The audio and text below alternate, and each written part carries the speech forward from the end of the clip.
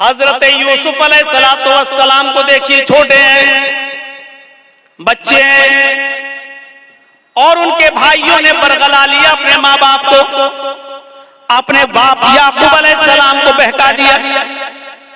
है हमारे अब्बू, हम यूसुफ को अपने साथ ले जाते हैं जंगल में, हमारे साथ खाएगा, पिएगा, खेलेगा, दौड़ेगा, आप यूसुफ को अपने पास रखते हैं, हर वक्त हमारे साथ भी तो उसको मार भेजिए, जरा सैरो तफरी करे, चले फिरे, घूमे, टहल कर देखे।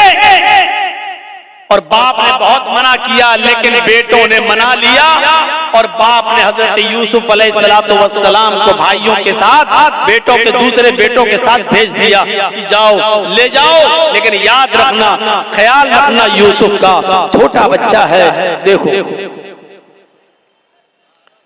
और जब ये लोग जंगल के अंदर पहुंच जाते हैं तो अब सलाह मशवरा करते हैं कि यूसुफ को क्या करें। फिर एक आदमी फैसला करते हैं कि मारना ठीक नहीं है, कत्ल करना ठीक नहीं है, यूसुफ को हम एक वीरान कुएं में डाल देते हैं, यूसुफ को हम एक अंधे कुएं में फेंक देते हैं, कोई आएगा और उठाकर यूसुफ अलैहिस्सलाम यूसुफ को ले जाएगा, फिर वो अपने यहाँ पालेगा, पोसेगा, बड़ा करेगा, हमें क्या मतलब, हमसे तो एक मुसीबत टल जाएगी। हमारे वालिदैन, हमारे माँ बाप, हमारे बाप याकूब यूसुफ से मोहब्बत करते हैं, और वो जगह हमें अपने दिल में नहीं देते तो जो यूसुफ का मकाम है। फिर उन लोगों ने आज़म मुसम्मम कर लिया और यूसुफ अलैहिस्सलाम को एक कुएं के अंदर फेंक दिया, कुएं में डाल दिया, और रोते हुए अपने घर आते हैं। एक यूसुफ अलैहिस्सलाम की कमीज उतार ली, उनका कुर्ता उतार लिया, और एक बकरी को ज़िबा करके बकरी का झूठा खून, बकरी का खून उस कमीज में लगा कर ले आए, और जब अपने घर पे आते हैं तो अपने अब्बा से कहते हैं, याकूब अलैहिस्सलाम से कहते हैं, या अबाना, आए हमारे अब्बू जान, इन्ना ज़हबना नस्तबिकु व तरकना यूसुफ इंद मताइना फ़अकलहु ज़िब।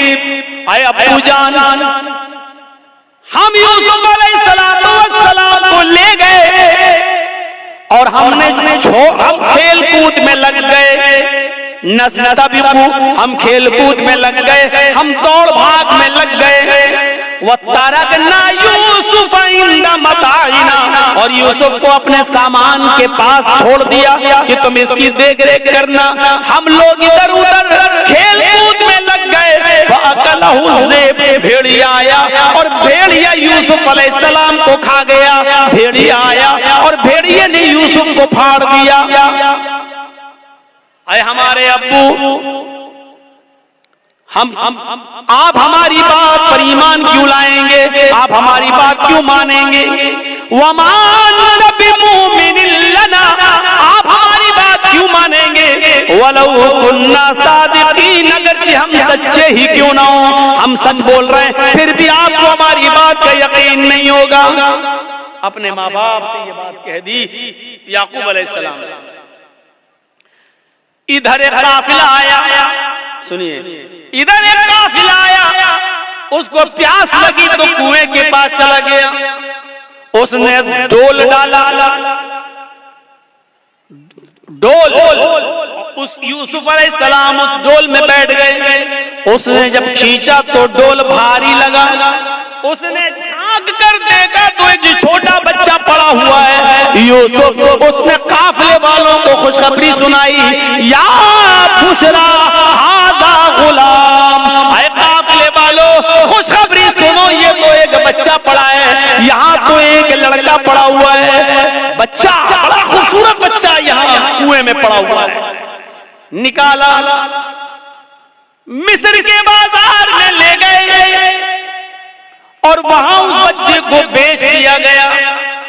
और जानते हो, इतना खूबसूरत बच्चा यूसुफ अलैहिस्सलाम, जिनकी खूबसूरती का जिक्र कुरान में मौजूद, लेकिन इस खूबसूरत बच्चे की कीमत भी क्या लगी मिस्र के बाजार में, जानते हो?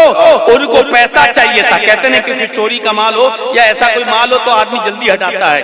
कभी कभी 20,000 का मोबाइल 2,000 में देके चला जाता है कि जल्दी हटे, जल्दी से निकले और पकड़ा जाए तो दूसरा पकड़ा जाए, हम ना पकड़े जाएं। ऐसे उन्होंने देखा कि ये यूसुफ हमें मिले तो जल्दी से इनको हटा दिया जाए। और मिस्र के बाजार में जब बोली लगी तो जानते हो बहुत कम कीमत में उनको बेच दिया गया। वशरऊहु बिसमनिन बख्सिन दराहिम मादूदा।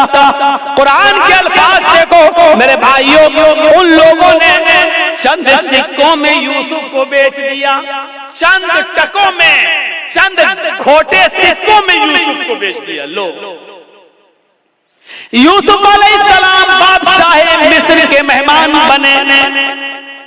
धीरे धीरे बादशाह मिस्र के पास पहुंचे। बादशाह मिस्र ने अपनी बीवी से कहा ये बच्चा है, इसकी देखरेख करो, आगे चलकर हो सकता है कि हम इसको बेटा बना लें। देखो इसकी खिदमत करो, देखभाल करो। और बादशाह मिस्र के घर में यूसुफ की परवरिश होने लगी। धीरे धीरे बड़े होते गए और एक दिन आया कि यूसुफ अलैहिस्सलातु वस्सलाम अपनी जवानी को पहुंच गए। यहाँ खूबसूरती अपनी कयामत बर्पा कर रही थी और यहाँ यूसुफ अलैहिस्सलातु वस्सलाम जवान हो गए। और उधर बादशाह मिस्र की बीवी का दिल हचकोले लेने लगा। वो इस गुलाम पर, यूसुफ अलैहिस्सलातु वस्सलाम पर अंदर ही अंदर दिलो जान से फरेबता थी, दिलो जान से कुर्बान थी। धीरे धीरे ये चर्चा मिस्र की औरतों में होने लगा। और मिस्र की औरतों में किसी बात का चर्चा बहुत जल्दी होता है। कोई भी बात हो अगर आपको बहुत जल्दी फैलाना हो तो बस 2-4 औरतों में फैला दो, शाम तक होते होते पूरे गांव में ऑटोमेटिक फैल जाएगी। ये बात मिस्र की औरतों में फैल गई। ओ बादशाह की बीवी, ओहो अपने गुलाम पे मरती है, अपने गुलाम को दिल दे बैठी है, अपने गुलाम के साथ मुंह काला करना चाह रही है, अपने गुलाम के साथ ये हरकत करती है। बादशाह मिस्र की बीवी के चर्चे जब मिस्र की औरतों में होने लगे तो उस औरत ने, यानी बादशाह की बीवी ने सारी औरतों को दावत दे दी। गौर कीजिए, सारी औरतों को दावत दे दी, सबके सामने फल रख दिए, सबको छुरियां दे दी। और जब वो फलों को काटने लगी तो उस औरत ने, बादशाह मिस्र की बीवी ने यूसुफ अलैहिस्सलाम से कहा आए यूसुफ, इन औरतों के सामने से गुजर जाओ। यूसुफ अलैहिस्सलाम उन औरतों के सामने से गुजर रहे हैं, अपनी मालिकन की बात मानना पड़ेगी। यूसुफ अलैहिस्सलाम अपने मालिक की बीवी की बात मानते हुए उन औरतों के सामने से गुजर रहे हैं। जब उन औरतों के सामने से गुजरे तो उन औरतों ने जब यूसुफ अलैहिस्सलाम को देखा, यूसुफ अलैहिस्सलाम को देखा, कुरान कहता है वो फल काट रही थी, बजाय फल काटने की वो कब्बाना ऐदियहुन्ना, उन्होंने अपनी अपनी उंगलियां काट डाली, उन्होंने अपने अपने उंगलियों पर छुरियां चला ली, अपनी अपनी उंगलियों को काट डाला। और जब यूसुफ पर नजर पड़ी तो चीख पड़ी, मा हाज़ा बशरुन इन हाज़ा इल्ला मलकुन करीम, ये कोई इंसान नहीं है। मा हाज़ा बशर, ये कोई इंसान नहीं है। इन हाज़ा इल्ला मलकुन करीम, नहीं, ये तो एक मुअज़्ज़ज़ और मुकर्रम फरिश्ता नजर आता है, ये कोई इंसान लगता ही नहीं है। देखो कितना खूबसूरत है, कितना हसीन और जमील है, ये कोई इंसान नहीं, ये तो कोई बुजुर्ग फरिश्ता नजर आ रहा है। मतलब समझ रहे हैं? अभी सिर्फ बादशाह की बीवी फरेफ्ता थी यूसुफ पर, अब मिस्र की सारी औरतों ने दिल दे बैठा यूसुफ। हर औरत चाहने लगी कि यूसुफ हमारे हो जाएं, यूसुफ हमारे हो जाएं। एक फितना खड़ा हो गया। अब बादशाह की बीवी ने कहा, देखा देख लिया तुमने, अब बताओ इसमें मेरी क्या गलती है?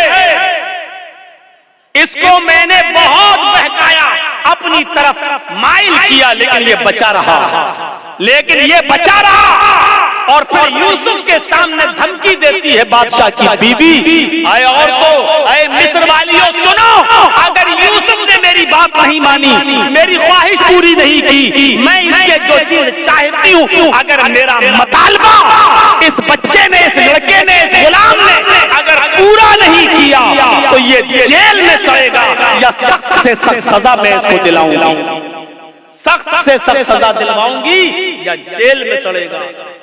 अब यूसुफ अलैहिस्सलाम को जब धमकी मिलती है तो यूसुफ अलैहिस्सलाम के पास दो ही रास्ते थे।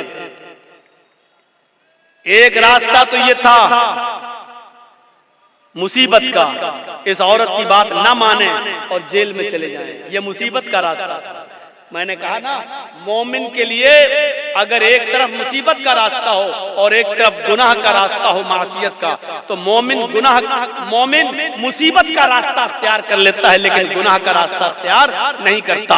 यूसुफ अलैहिस्सलाम के सामने दो रास्ते थे। या बादशाह की बीवी ने कहा कि अगर इसने मेरी बात नहीं मानी तो इसको सख्त से सख्त सजा दिलवाऊंगी या जेल के अंदर सड़ेगा।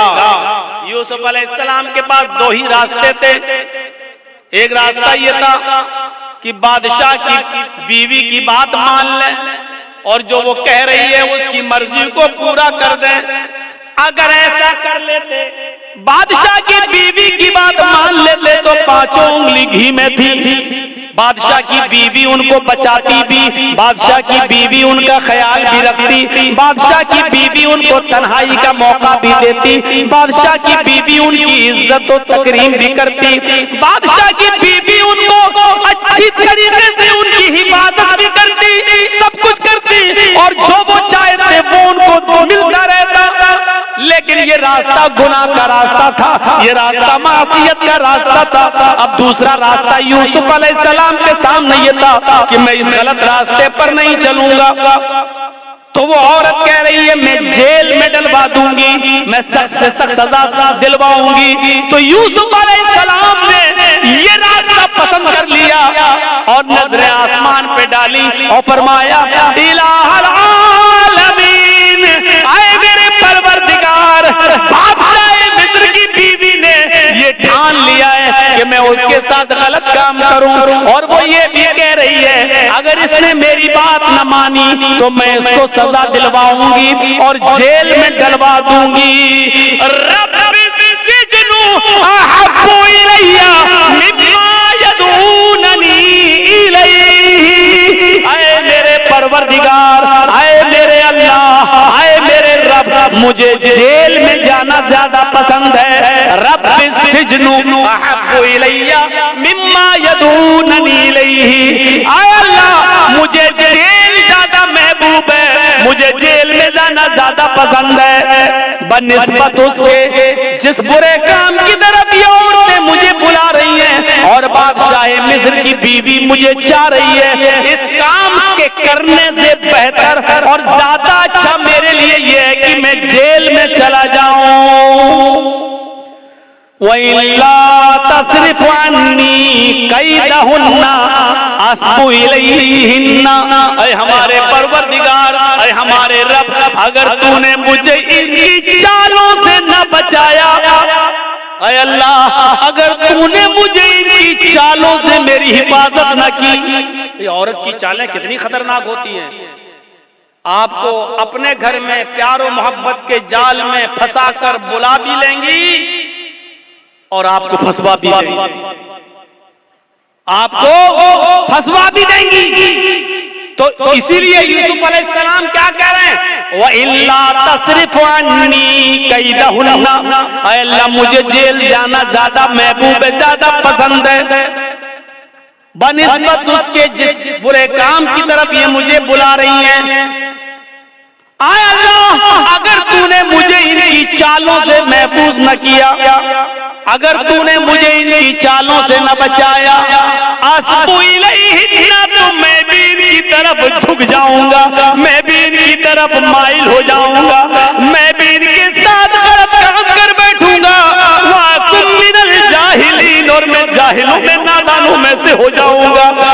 अल्लाह मैं जाहिलों और नादानों में से हो जाऊंगा, इसलिए अल्लाह मुझे इनके शर्र फितन से और इनकी चालों से तू मेरी हिफाजत फरमा। इस वाक़े की रोशनी में जो कुरान की आयत से मैंने साबित किया है, क्या पता चलता है मेरे भाइयों कि मोमिन वो होता है कि जिसके सामने एक तरफ मुसीबत का रास्ता हो और एक तरफ गुनाह का रास्ता हो, तो वो मुसीबत को उठाना और परेशानी को मोल लेना ये ज्यादा बेहतर समझता है, लेकिन गुनाह को अख्तियार नहीं करता है। ये मोमिन की निशानी है। हमारे और आपके पास ये निशानियां हैं। क्या हम मोमिन हैं? क्या हम ऐसा करते हैं? इसलिए याद रखिए मेरे साथियों, गुनाहों की दलदल से बचिए, गुनाहों की दलदल से बचिए और अल्लाह रब्बुल आलमीन को पुकारते रहिए, अपने गुनाहों की तौबा और माफी मांगते रहिए कि अल्लाह रब्बुल आलमीन फरमाता है, कुल या इबादियल्लज़ीना असरफू अला अनफुसिहिम ला तक़नतू मिन रहमतिल्लाह। ऐ मोहम्मद सल्लल्लाहु अलैहि वसल्लम मेरे बंदों से कह दो, या इबादियल्लज़ीना असरफू अला अनफुसिहिम, आए अल्लाह के बंदो, अगर तुमने गुनाह कर करके, अगर तुमने जुल्म कर करके, अगर तुमने अय्यारियों मक्कारियां कर करके गुनाह कर डाले और जमीन और आसमान भी भर लिए, अपनी जानों पर तुमने जुल्म किया, अपनी जानों पर तुमने जुल्म किया है और तुम हद से आगे बढ़ चुके हो, ला तक़नतू मिन रहमतिल्लाह, कह दो आए अल्लाह के बंदो, अल्लाह की रहमत से ना उम्मीद मत हो जाओ, अल्लाह की रहमत से ना उम्मीद मत हो। अल्लाह रब्बुल आलमीन तुम्हारे गुनाहों को अपनी माफ कर देगा, बशर्त ये कि तुम सच्चे दिल से तौबा करो, इस्तिग़फ़ार करो। मेरे भाइयों याद रखिए, मैंने खुतबे मसनूना के बाद जो आयत पढ़ी है वो इसी से मुताल्लिक है, तौबा और इस्तिग़फ़ार से। या अय्युहल्लज़ीना आमनू तूबू इलल्लाहि तौबतन नसूहा असा रब्बुकुम अन युकफ्फिरा अन्कुम सय्यातिकुम व युदखिलकुम जन्नातिन तजरी मिन तहतिहल अन्हार। अल्लाह रब्बुल आलमीन क्या फरमा रहा है? आए मुसलमानों, आए ईमानों वालों, तुम अल्लाह से खालिस और सच्ची तौबा करो, तूबू इलल्लाहि तौबतन नसूहा। आए ईमानों वालों, तुम अल्लाह से खालिस और सच्ची तौबा करो। खालिस और सच्ची तौबा क्या होती है? तौबतन नसूहा क्या होती है? तौबा के मफहूम में ये दो चीजें शामिल, तीन चीजें शामिल हैं। अगर कोई आदमी अल्लाह से तौबा करता है और ये तीन चीजें उसकी तौबा में शामिल नहीं है तो ये तौबा नहीं है। कोई गुनाह हो गया, अल्लाह तौबा तौबा तौबा तौबा तौबा, ये तौबा नहीं है। बहुत से लोगों को आपने देखा होगा, कोई गुनाह कर बैठे, तौबा तौबा तौबा, ये तौबा नहीं। तौबतन नसूहा में तीन चीजें शामिल हैं। पहली चीज ये है कि अगर हमसे कोई गुनाह हो रहा है या तो हमें उस पर नदामत हो, ओह ये हम क्या कर बैठे। पहली चीज, कोई गलती हमसे हो जाए, कोई गुनाह जब हो जाए तो उस पर पहली चीज क्या? नादिम होना, शर्मिंदा होना, ये हमसे क्या हो गया, अल्लाह ये हमसे क्या हो गया, पहली चीज। और दूसरी चीज, जो गुनाह कर रहे हैं उसी वक्त उसको छोड़ दे। मान लीजिए शराब पी रहे हैं, दो ही घूंट पिए थे, हड़ा ये मुझसे क्या हो गया, तौबा तौबा अस्तगफिरुल्लाह, ये क्या हो गया, ये तो हराम चीज है। पहली चीज शर्मिंदगी, और दूसरी अब ना पिए, फौरन छोड़ दे, दूर कर दे, तर्के गुनाह फौरन उसी वक्त। और तीसरी चीज इसमें क्या शामिल है? आय अल्लाह बहुत बड़ा जुर्म हो गया, आय अल्लाह मैं वादा करता हूं कि आइंदा कभी शराब को हाथ नहीं लगाऊंगा, आइंदा कभी मैं इस गुनाह को नहीं करूंगा। ये तीन चीज समझ लिया ना? पहली चीज शर्मिंदगी हो, अल्लाह ये मुझसे क्या हो गया। दूसरी चीज उस गलती को, उस गुनाह को फौरन छोड़ दो, अगर कर रहे हो तो उसी वक्त तर्क कर दो, अब ना करो, उसी वक्त छोड़ दो। और तीसरी चीज, आइंदा मुस्तकबिल में, फ्यूचर में फिर कभी वो गलती ना करने का आज़म और इरादा भी पक्का होगा, आइंदा हम ये गुनाह नहीं करेंगे। ये 3 चीजें जब तक हमारी तौबा में शामिल नहीं होंगी, मेरे प्यारे साथियों, हमारी तौबा नहीं होगी। तौबा तो है लेकिन तौबतन नसूहा नहीं है। अल्लाह ने फरमाया, या अय्युहल्लज़ीना आमनू तूबू इलल्लाहि तौबतन नसूहा, ऐ ईमान वालों तुम अल्लाह से तौबा करो सच्ची और खालिस। जब तुम सच्ची और खालिस तौबा करोगे तो आसा रब्बुकुम अन युकफ्फिर अन्कुम सय्यातिकुम, तो अल्लाह तुम्हारे गुनाहों को मिटा देगा। आसा रब्बुकुम अन युकफ्फिर अन्कुम सय्यातिकुम, तो अल्लाह तुम्हारे गुनाहों को मिटा देगा। व युदखिलकुम जन्नातिन तजरी मिन तहतिहा अनहार, जब तुम खालिस अल्लाह से सच्ची तौबा करोगे तो अल्लाह तुम्हें ऐसी जन्नतों में दाखिल कर देगा जिसके नीचे नहरें बह रही होंगी, जिसके नीचे नहरें जारी होंगी। तौबा कौन करता है? मुसलमान। तौबा कौन करता है? मोमिन। क्योंकि अल्लाह तबारक व तआला ने इंसान को दोनों सलाहियतें देकर भेजा है। आज मैं तुम्हें एक ऐसी चीज बतला रहा हूं, इसको अगर समझ लिया तो बहुत कुछ समझ लोगे। अल्लाह ने इंसान को दोनों सलाहियतें देकर भेजा है। अल्लाह ने इंसान को अच्छे काम करने की सलाहियत भी दी है और अल्लाह ने इंसान को बुरे काम करने की सलाहियत भी दी है। इंसान को अच्छे काम करने की ताकत भी दी है और बुरे काम करने की भी ताकत दी है। अल्लाह ने इंसान को नेकियां करने की भी सलाहियत दी है और गुनाह की भी सलाहियत दी है। हाँ, और गुनाह करने की सलाहियत दी है तो गुनाहों से बचने की भी सलाहियत दी है। इंसान नेकियां कर सकता है तो बुराई भी कर सकता है, दोनों सलाहियतें हैं। इंसान बुराइयां कर सकता है तो बुराइयों से बचा भी सकता है अपने आप को। ये दोनों सलाहियतें देकर अल्लाह ताला ने इंसान को भेजा है। ये सलाहियत अल्लाह ने फरिश्तों के अंदर नहीं रखी है। अल्लाह ने फरिश्तों को सिर्फ नेकियां करने की सलाहियत दी है, गुनाह करने की सलाहियत फरिश्तों के पास नहीं है। किसी फरिश्ते से कहो जुआ खेल के दिखाओ तो कोई फरिश्ता जुआ नहीं खेल सकता। किसी फरिश्ते को कभी आपने सुना है कि उसने शराब पी? नहीं पी सकता। क्यों?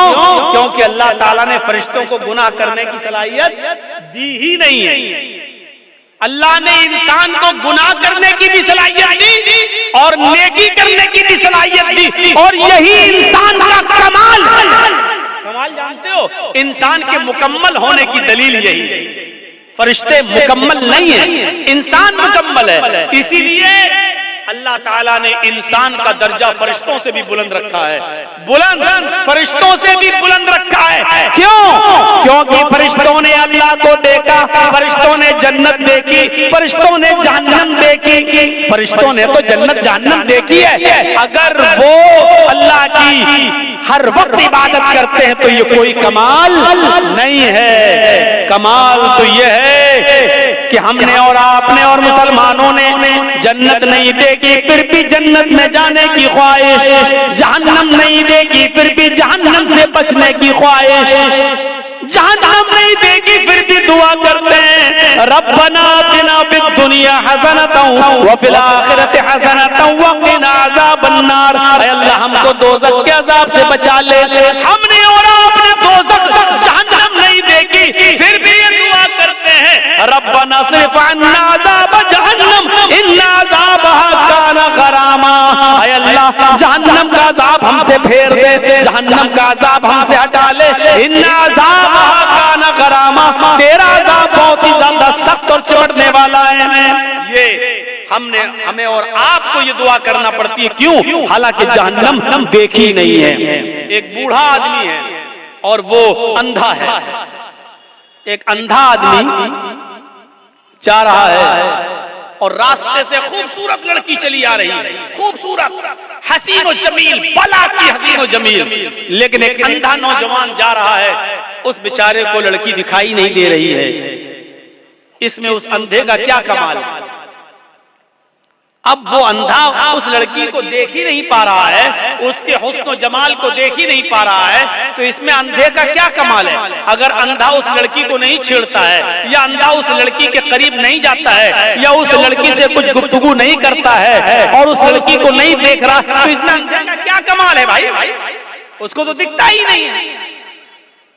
कमाल तो उस नौजवान का है जो पूरी तरीके से जवान हो चुका है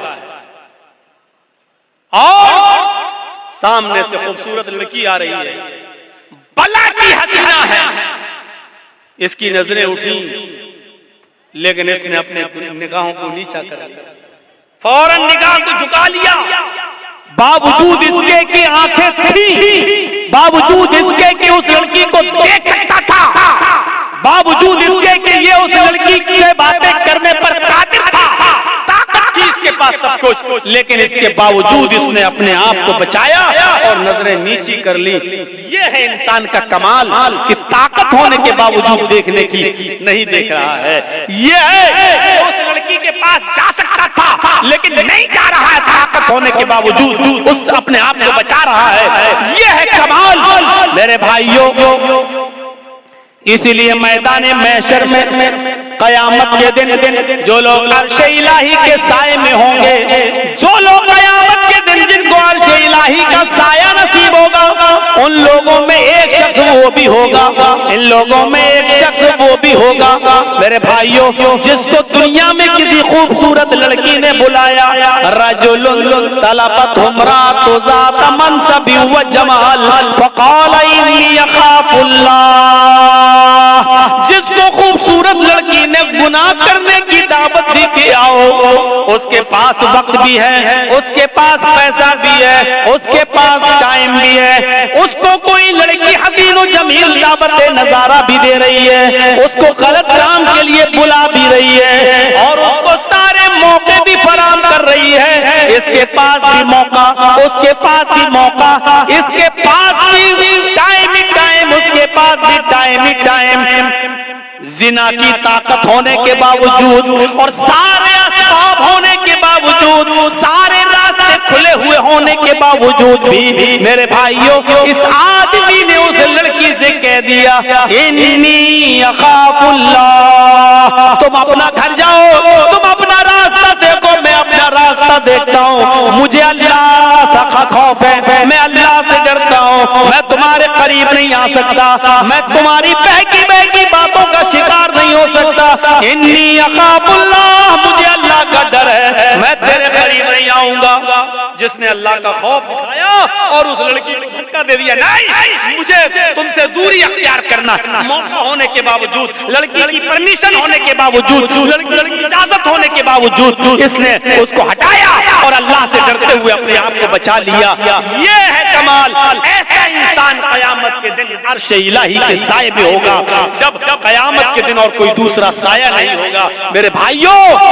फ़अल्हमहा फ़ुजूरहा व तक़वाहा, हमने इंसान को दोनों सलाहियतें देकर भेजा है, इंसान को गुनाह की ताकत भी दी है और नेकियों की ताकत भी दी है। इंसान नेकी का काम भी कर सकता है और गुनाह का काम भी कर सकता है, लेकिन कमाल तो ये है कि गुनाह करने पर ताकत होने के बावजूद गुनाह न करे। फरिश्ते गुनाह कर ही नहीं सकते क्योंकि गुनाह की ताकत ही नहीं है, और हम और आप गुनाह कर सकते हैं, गुनाह की ताकत होने के बावजूद हम गुनाह न करें, तो यह है कमाल। और इसीलिए इंसान का दर्जा अल्लाह रब्बुल आलमीन ने फरिश्तों से भी बुलंद कर दिया। क्यों? क्योंकि इसके अंदर गुनाह की ताकत थी, लेकिन इसके बावजूद इसने अपने आप को बचा लिया। ये किरामन का, ये फरिश्ते जो है किरामन कातिबीन जो हमारे कांधों पर रहते हैं, मजाल है कभी किसी लड़की के साथ जिना कर लें, अल्लाह ने ये ताकत दी नहीं है उनको। कब्र में फरिश्ते आते हैं हिसाब व किताब के लिए, मुनकर नकीर, मजाल है कि कोई फरिश्ता किसी औरत के साथ जिना कर ले, नहीं। क्यों? अल्लाह ने ताकत ही नहीं दी जिना की। जिना की ताकत इंसान के पास है और ताकत होने के बावजूद अपने आप को जिना से बचा ले, ये है फरिश्तों से भी बड़ा काम, ये है बड़ा दिल गुर्दे का काम। और जिसने इस काम को कर लिया, अंजाम दे लिया, ताकत होने के बावजूद अपने आप को बचा लिया, मेरे भाइयों, इसका मकाम मर्तबा फरिश्तों से बुलंद है, फरिश्तों से बुलंद। वयुदखिलकुम जन्नातिन तजरी मिन तहतिहा अल-अनहार, अल्लाह ऐसी जन्नतों में तुम्हें दाखिल करेगा जिसके नीचे नहरें बह रही हैं। उलमा, मुकर्रिरीन, खतीब जलसों में, जुमे के खुतबों में आपको समझा समझा कर, बोल बोल कर थक चुके हैं और हमारे कान भी सुन सुन कर पक चुके हैं। कोई फर्क नहीं पड़ता। जैसे हॉर्न बजाने वाले के हॉर्न से आगे चलने वाले आदमी के ऊपर कोई फर्क नहीं पड़ रहा था, उसी तरीके से हमें भी इन उलमा की, इन खतीबों की और इन मुकर्रिरीन की बातों का कोई असर नहीं पड़ता है। हमारे कान भी पक चुके सुन सुन कर। मेरे प्यारे साथियों, जैसे अंग्रेजी बीमारियों में एक बीमारी है जिसका नाम होता है डायरिया, वो आपने सुना होगा। डायरिया जब किसी को होता है तो उसको लूज मोशन हो जाते हैं। एक दिन में 10-10, 12-12, 15-15, 20-20 लैट्रीनें उसको पानी की तरह होती है। उस आदमी का लीवर फंक्शन बेकार हो जाता है, उसका लीवर काम करना बंद कर देता है। वो जो कुछ भी खाता है वो लैट्रीन के रास्ते से बाहर निकल जाता है। जो कुछ भी खाया लैट्रीन के रास्ते से बाहर, जो भी खाया वो लैट्रीन के रास्ते से बाहर। खाते हैं हम मुंह से और लैट्रीन के रास्ते से वो चीज फौरन पानी बनकर बाहर आ जाती है। इस बीमारी का नाम है डायरिया। लीवर फंक्शन काम करना बंद। हम जो खा रहे हैं ना उसका ब्लड बन रहा है, हम खा रहे हैं उसका न तो ताकत बन रही है, हम जो खा रहे हैं वो पानी बनकर पेट के रास्ते से वो चीज बाहर आ जाती है। न उससे ब्लड बन रहा है, न उससे ताकत बन रही है, न एनर्जी आ रही है, बल्कि कई कई मोशन हो जाने के बाद हमें कमजोरी भी आने लगती है। क्यों? क्योंकि हमारा लीवर फंक्शन बिगड़ चुका है। हम जो कुछ भी खा रहे हैं वो दूसरे रास्ते से बाहर निकल रहा है। मेरे भाइयों, इस बीमारी का नाम है डायरिया। इसी तरीके से हमें और आपको कानों का भी डायरिया हो गया है। हम एक कान से सुनते हैं कुरान और हदीस की बातें और दूसरे कान से निकाल देते हैं। जैसे डायरिया के मरीज को खाना और पीना उसकी बॉडी में नहीं लगता, ऐसे कुरान और हदीस हम जो सुनते हैं वो हमें कोई असर नहीं करता, उसका कोई फर्क हमारी जिंदगी पर नहीं पड़ता।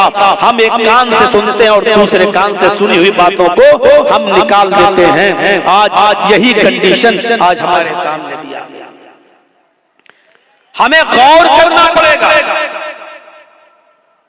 इन उनके वजूहात पर कि आखिर बात क्या है, असर क्यों नहीं हो रहा है, आखिर क्यों हम एक कान से सुनते हैं और दूसरे कान से हम बाहर निकाल देते हैं। अभी कितने लोग यहाँ बैठे हैं, मेरी नजर जहां तक जा रही है मुझे लोग पब्लिक आवाम दिखाई दे रही है, लेकिन यही आवाम, यही पब्लिक फजर की नमाज के अंदर मस्जिद में जब दिखने लगे, तकरीर के बाद, जलसों के बाद, तब ये माना जाएगा कि हमने जो सुना है उसके असरात हमारी जिंदगी पर मुरत्तब हो रहे हैं। हमने जो सुना है वो लगा है मेरे भाइयों।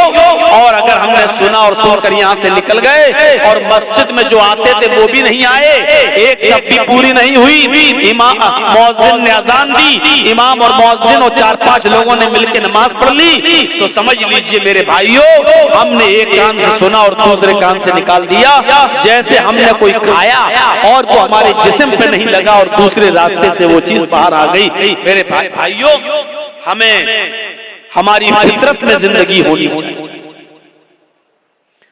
हमारी फितरत में जिंदगी होनी चाहिए।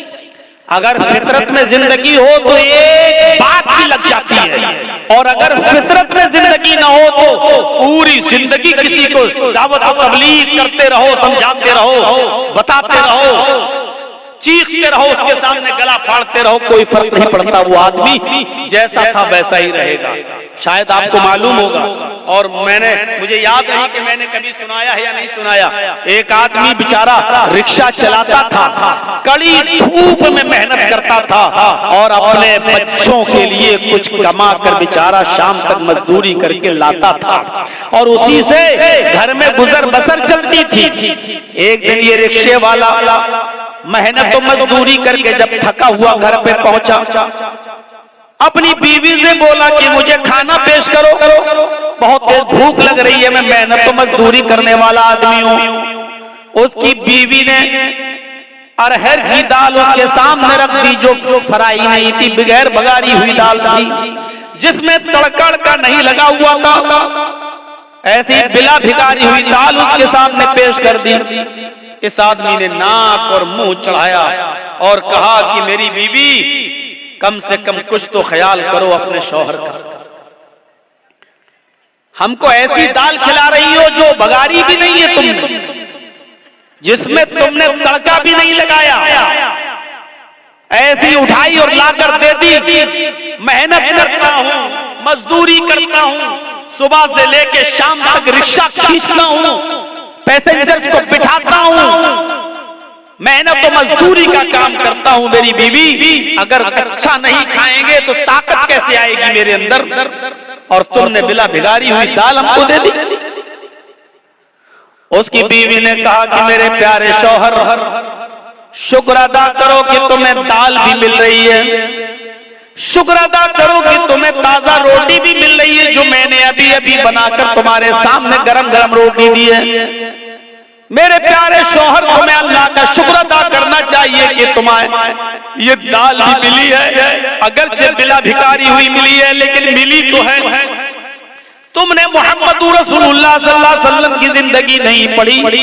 हजरत आयशा सिद्दीका फरमाती हैं कि माश रसूलुल्लाह सल्लल्लाहु अलैहि वसल्लम तामन कत्तु, कि अल्लाह के रसूल सल्लल्लाहु अलैहि वसल्लम ने अपनी पूरी जिंदगी में कभी पेट भर कर खाना नहीं खाया।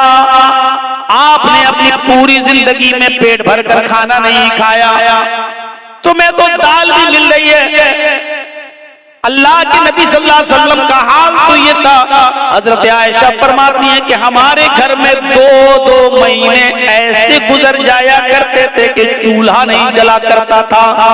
2-2 महीने हमारे घर में चूल्हा नहीं जला करता था।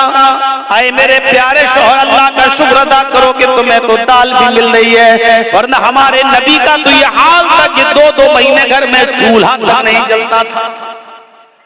इस आदमी ने दाल रोटी खाना शुरू कर दिया और अपनी बीवी की तारीफ करते हुए फरमाया, मेरी बीवी तुम बिल्कुल ठीक कह रही हो, मेरी बीवी तुमने बिल्कुल सही फरमाया। हमने ये बातें मस्जिद में जुमे के दिन मौलाना से खुतबे में सुनी थी कि अल्लाह के रसूल सल्लल्लाहु अलैहि वसल्लम के घर में 2-2 महीने तक चूल्हा नहीं जला करता था। और हजरत आयशा फरमाती हैं कि हमारे नबी ने कभी पेट भर के खाना नहीं खाया अपनी पूरी जिंदगी में। मैंने ये बातें सुनी और उस आदमी ने, रिक्शा चलाने वाले ने, दाल और रोटी खाना शुरू कर दिया। मेरे भाइयों, पूरी जिंदगी इसके सामने चीखने की जरूरत नहीं पड़ी और लंबी चौड़ी तकरीर की जरूरत नहीं पड़ी। इसकी बीवी ने सिर्फ इसको एक हदीस सुनाई, अल्लाह के नबी की जिंदगी का एक मामूल बताया और आपकी जिंदगी के हालात बताए। इस आदमी ने खाना शुरू कर दिया। मेरे भाइयों, अगर हमें अमल करना हो तो किसी मौलाना की एक बात काफी है हमारी जिंदगी में, हमारे दिल को असर करने के लिए और हमारी जिंदगी में अमल करने के लिए। और अगर हमें अमल न करना हो तो पूरी जिंदगी खुतबे देते रहो, पूरी जिंदगी जलसे करते रहो, पूरी जिंदगी तकरीरें करते रहो, कोई असर नहीं पड़ेगा। खुद अगर मुझसे कोई पूछे तो तकरीबन 24-25 साल का अरसा तो हो चुका है। मेरे भाइयों, जलसों में, जुलूसों में और तकरीरें करते हुए आप अंदाजा लगा सकते हैं कि पूरी जिंदगी तकरीरें करते हुए गुजर गई है। अब आप अंदाजा लगाइए कि क्या असरात मुरतब हुए हमारी जिंदगी पर, क्या फर्क पड़ा हमारी जिंदगी पर।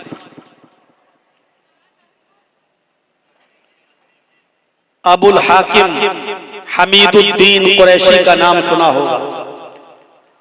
अबुल हाकिम हमीदुद्दीन, जिसके बाप का नाम था बहाउद्दीन कुरैशी, कीज और मरवान का हुक्मरान था। कीज और मरवान का हाकिम गुजरा, बादशाह था, हाकिम वक्त था और 21 साल तक इसने बड़ी शानदार हुकूमत चलाई। अपने बाप बहाउद्दीन के मरने के बाद अबुल हाकिम हमीदुद्दीन को जब हाकिम बनाया गया तो 21 साल तक हुकूमत चलाई। बीचों बीच शहर में कीज में या मरवान में इसका एक आलीशान बाग था, गार्डन। उस बाग के अंदर ये कभी कभी चहलकदमी के लिए जाया करता था अबुल हाकिम हमीदुद्दीन, और वहां थोड़ी देर आराम किया करता था। उस बाग की देखरेख के लिए उसने एक लौंडी, एक खादिमा को रख लिया था। उस लौंडी का काम यह था कि बाग में पानी मारती और अपने हाकिम के लिए, अपने मालिक के लिए, अपने आका के लिए बिस्तर को बिछा देती थी ताकि वो आएंगे और यहां आराम करेंगे। एक दिन अबुल हाकिम हमीदुद्दीन बाग में गया।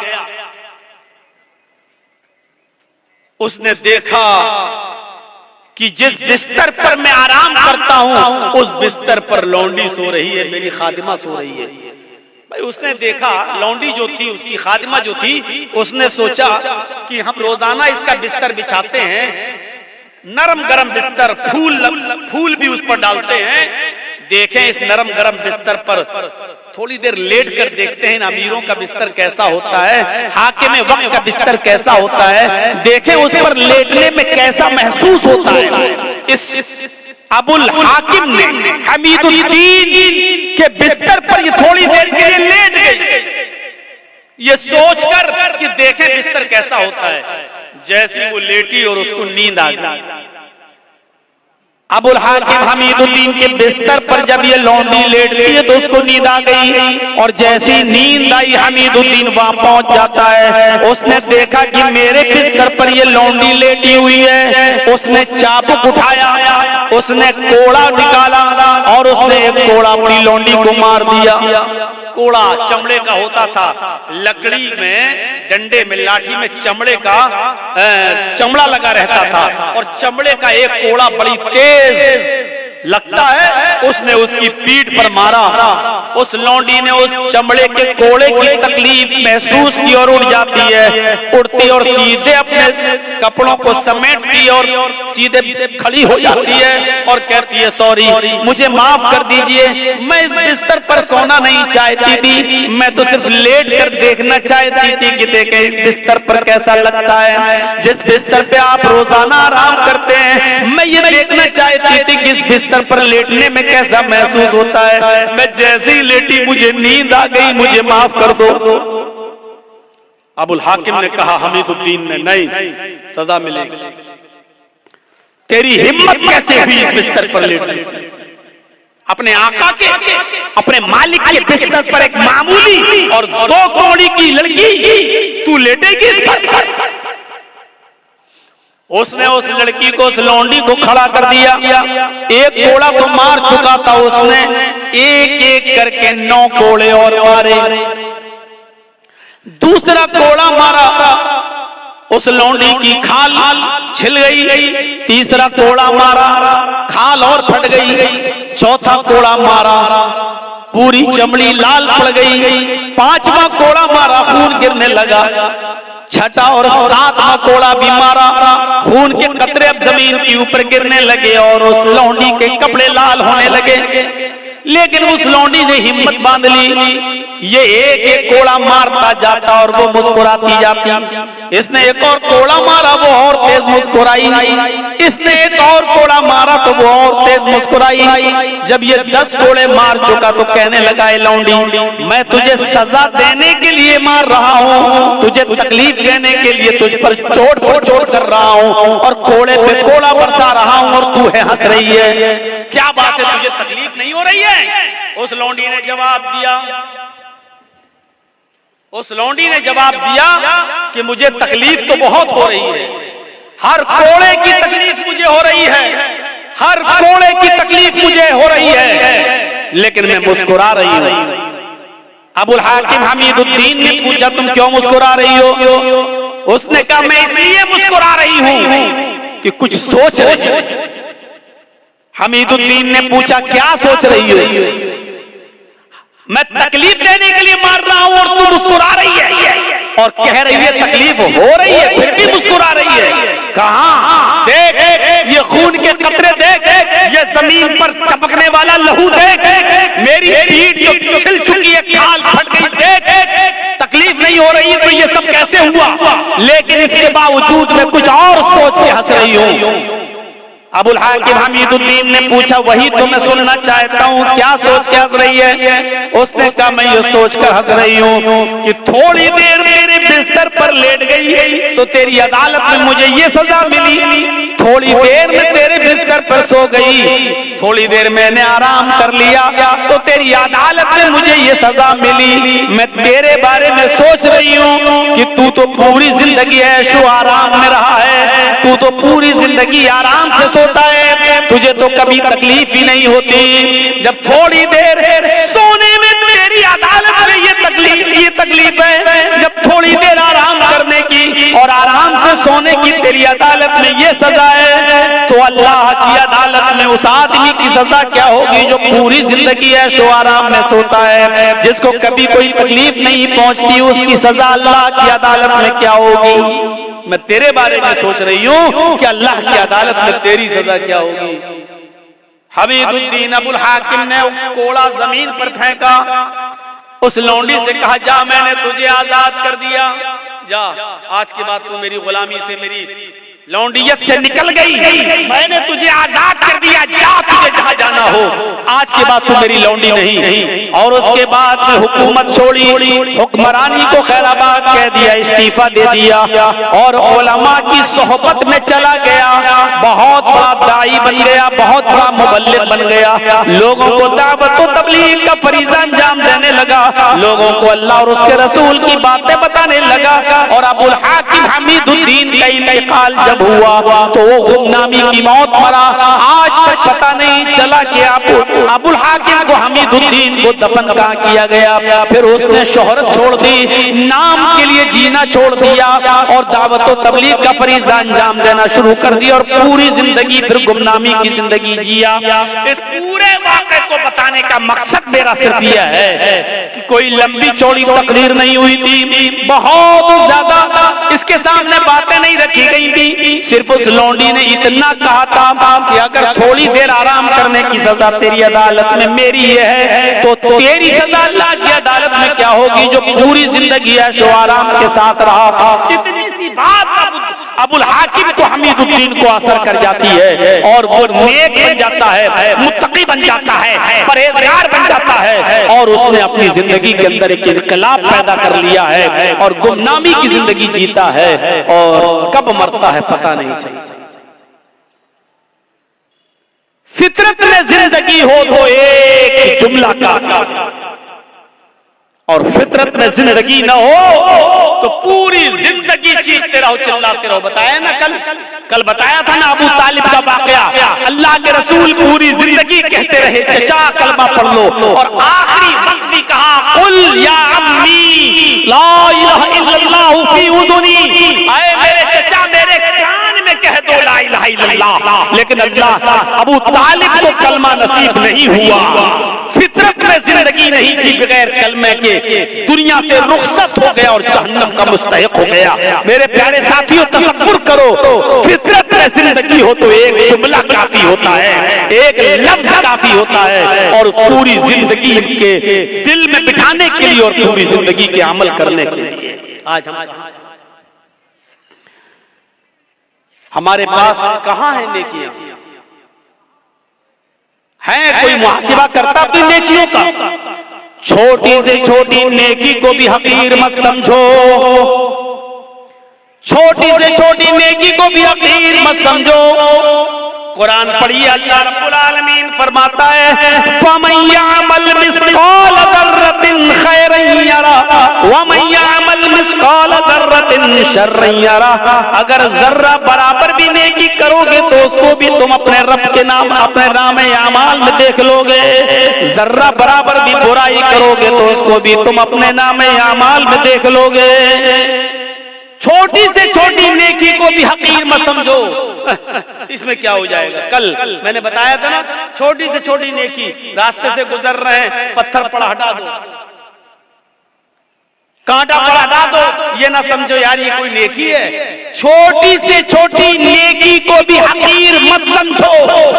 अल्लाह के रसूल एक मर्तबा खुतबा दे रहे हैं और औरतों को मुखातब करके करके कह रहे हैं, या माशरन निसा, आए औरतों की जमात, आए मस्तूरात, आए औरतों, तुम अपने घर में, तुम अपने घर के पड़ोस में रहने वाली किसी पड़ोसन को सदका और खैरात करने में कभी हकारत महसूस मत करना। तुम अपने घर के पड़ोस में रहने वाली पड़ोसन को सदका और खैरात करो, अगरचे कुछ भी देने के लिए ना हो तो एक बकरी का खुर ही दे दिया करो। बकरी का खुर ही क्यों ना हो, बकरी का खुर, बकरी जिससे चलती है, ये पैरों का ये निचले वाला हिस्से को खुर कहा जाता है ना, ये अरब के अंदर सबसे घटिया चीज मानी जाती थी, सबसे कमतर चीज समझी जाती थी। तो अल्लाह के नबी सल्लल्लाहु अलैहि वसल्लम कह रहे हैं कि आए औरतों, अपने पड़ोसन को सदका और खैरात करो, अगरचे बकरी का खुर ही क्यों ना हो, बकरी का खुर भी तुम्हें देना पड़े तो दे दो, सदका और खैरात करो, दो तुम उनको, सदका और खैरात करो, इस नेकी को हकीर मत समझो। आइए और एक और रिवायत की तरफ मैं तुम्हें लेके चलता हूं, बुखारी की रिवायत है। अल्लाह के नबी सल्लल्लाहु अलैहि वसल्लम फरमाते हैं, फतकुन नार वलौ बिशिक्की तमरा, वलौ बिशिक्की तमरा पर गौर करो। फतकुन नार, लोगों तुम अपने आप को जहन्नम से बचाओ, अपने आप को जहन्नम से बचाओ, आग से बचाओ, दोज़ख से बचाओ। कैसे बचाओ? वलौ बिशिक्की तमरा, अगरचे तुम्हें खजूर का टुकड़ा ही देना पड़े, उसको भी अल्लाह के राह में सदका और खैरात करो। खजूर तो बड़ा हो गया, ये खजूर है, ये खजूर नहीं है तुम्हारे पास, आधा खजूर है या उसका एक टुकड़ा है तुम्हारे पास, चौथाई हिस्सा, 1/4 डेट, 1/4 खजूर, एक खजूर का भी चौथाई हिस्सा है आपके पास। अल्लाह के नबी कह रहे हैं कि अगर वो भी तुम्हारे घर पे रखा है, फाजिल है, तो वलौ बिशिक्की तमरा, तो वो भी किसी न किसी गरीब को या गरीब के बच्चे को दे दो, खिला दो उसको, अपने आप को जहन्नम से बचाओ। खजूर के टुकड़े की हैसियत क्या है? कोई आदमी खजूर का टुकड़ा देगा, पूरा खजूर दे देगा। अल्लाह के नबी कह रहे खजूर तो छोड़ो, वलौ बिशिक्की तमरा, अगर तुम्हारे पास खजूर का टुकड़ा ही हो तो उसको भी दे दो। यानी इस नेकी को भी हकीर मत समझो, अरे यार क्या है मेरे पास, ये इसका क्या हो जाएगा, एक खजूर का टुकड़ा देंगे तो इसका क्या पेट भर जाएगा बेचारे का, क्या भरेगा? नहीं, अल्लाह के नबी उकसा रहे हैं, उभार रहे हैं, अगर तुम्हारे पास खजूर का टुकड़ा हो तो तुम उसको भी सदका और खैरात करके अपने आप को जहन्नम से बचाओ। फत्तकुन नार वलौ बिशिक्की तमरा, अपने आप को दोज़ख से जहन्नम से बचाओ, अगरचे तुम्हारे पास खजूर का टुकड़ा ही क्यों ना हो, सदका और खैरात करने के लिए करो। वो हदीस याद है ना, बुखारी की हज़रत आयशा फरमाती है कि मेरे पास एक मांगने वाली आई, जाअतनी साइला, मेरे पास मांगने वाली आई, वमाहा सबियान, उसके साथ दो छोटे छोटे बच्चे थे, मांगने लगी, मेरे पास एक खजूर थी, मैंने वो खजूर लाकर उस औरत को दे दिया, उस खजूर ने उसके दो टुकड़े कर दिए, एक टुकड़ा इस बच्चे को दे दिया, एक टुकड़ा इस बच्चे को दे दिया, एक टुकड़ा इस बच्चे को दे दिया, एक टुकड़ा इस बच्चे को दे दिया, और अपना खुद नहीं खाया, उन दोनों बच्चों ने आधी आधी खजूर खा ली और चली गई वो औरत अपने बच्चे को लेकर। बच्चों को अल्लाह के नबी सल्लल्लाहु अलैहि वसल्लम जब घर में आए तो हज़रत आयशा ने पूरा मंजर बयान फरमाया, तो अल्लाह के नबी सल्लल्लाहु अलैहि वसल्लम ने फरमाया, वजबत अलैहा जन्ना, आयशा जो औरत अपने बच्चों के खाने पीने की आजमाइश में मुब्तला कर दी गई, जो अपने बच्चों की परवरिश में आजमाई गई और उस आजमाइश में पूरी उतरती है, उस औरत के ऊपर जन्नत वाजिब है। यानी उस औरत ने खुद भूखा रहकर अपने बच्चों को आधी आधी खजूर दे दी, अपने बच्चों को टुकड़े दे दिए खजूर के, खुद भूखी रह गई, अल्लाह ताला ने उस औरत पर जन्नत वाजिब कर दी, यानी उस औरत के ऊपर जन्नत फर्ज हो गई, जन्नत वाजिब हो गई। गौर कीजिए, खजूर का एक खजूर थी, हजरत आयशा ने वही दे दी। अब आप कहोगे एक खजूर में क्या होता है, न औरत का पेट भरा न बच्चों का, लेकिन हजरत आयशा ने एक खजूर थी वही दे दी। मुस्लिम शरीफ की हदीस में 3 खजूरों का जिक्र है। एक खजूर उस औरत, 3 खजूर हजरत आयशा ने उस औरत को दे दी। उस औरत ने एक खजूर इस बच्चे को दे दी, एक खजूर इस बच्चे को दे दी, और एक खजूर अपने खाने के लिए रख ली। बच्चों ने अपनी अपनी खजूरें खा ली, और माँ जब खजूर खाने लगी तो बच्चे अपनी माँ की खजूर पर झपट पड़े। माँ को रहम आ गया। माँ ने देखा कि बेटों ने, मेरे बच्चों ने अपनी अपनी खजूरें खा ली, लेकिन अभी भूखे। तो माँ ने अपनी खजूर नहीं खाई, बल्कि उस खजूर के 2 टुकड़े करके आधी इसको दे दी, आधी इसको दे दी, और उन बच्चों ने ये आधी आधी खजूर भी खा ली, और माँ ने खुद कुछ नहीं खाया। जब हजरत आयशा ने ये मंजर अल्लाह के नबी को बताया तो अल्लाह के नबी की आंखों में आंसू आ गए, और रोते हुए फरमाया वजबत अलैहिल जन्ना, इस औरत ने अपने ऊपर जन्नत वाजिब कर दी। किसी भी नेकी को हकीर मत समझो, छोटी से छोटी नेकी को भी हकीर मत समझो। हजरत अबू बकर सिद्दीक के दौरे खिलाफत में कहत पड़ गया। कहत मतलब सूखा, लोगों के पास खाने पीने के लिए अनाज नहीं है, गल्ला नहीं है, सूखा पड़ गया। अबू बकर का जमाना है। हजरत उस्मान गनी रज़ी अल्लाह तआला अन्हु के पास मुल्क शाम से गल्ला लदा हुआ ऊंट आए थे, जिस पर गल्ला लदा हुआ था। और ऊंट कितने थे?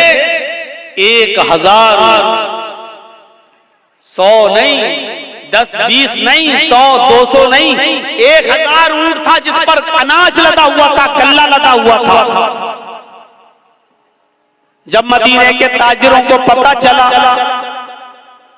कि अब उस्मान गनी के पास 1000 ऊंट है गल्ले से लदे हुए, तो उनके पास आए और कहने लगे, आए उस्मान, क्या नहीं गल्ले को बेचोगे? हजरत उस्मान ने कहा, मुझे प्रॉफिट क्या दोगे, नफा क्या दोगे? फरमाया, आपके 10 रुपए का माल हम 12 रुपए में लेने के लिए तैयार हैं। 10 दिरहम का माल 12 दिरहम में लेने के लिए तैयार हैं। हजरत उस्मान ने फरमाया, फिर छोड़ो, मुझे इससे भी ज्यादा प्रॉफिट मिल रही है। कहा कि अच्छा 13 ले लो, आपका हर 10 दिरहम के माल पर 13 दिरहम हमसे ले लो, हम उसको बेचेंगे जितना चाहेंगे। कहत पड़ा हुआ है, सूखा पड़ा हुआ है, हमारा माल तो बिकी जाएगा, आप 10 के दिरहम पर 13 दिरहम ले लो। हजरत उस्मान कहते हैं, मुझे इससे भी ज्यादा मिल रहा है।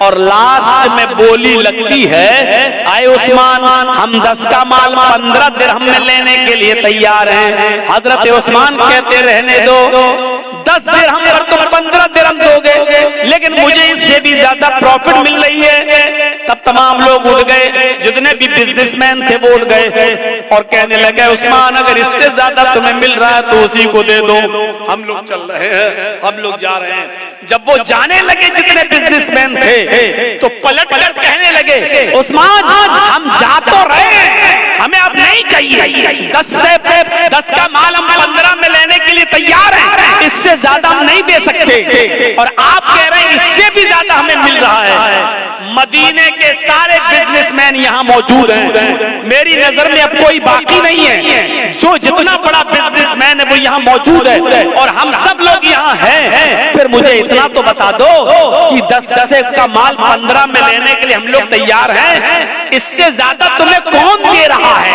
सारे बिजनेसमैन तो यहाँ मौजूद हैं, फिर तुम्हें 10 का माल 15 से ज्यादा लेने में कौन तैयार है तुम्हारा?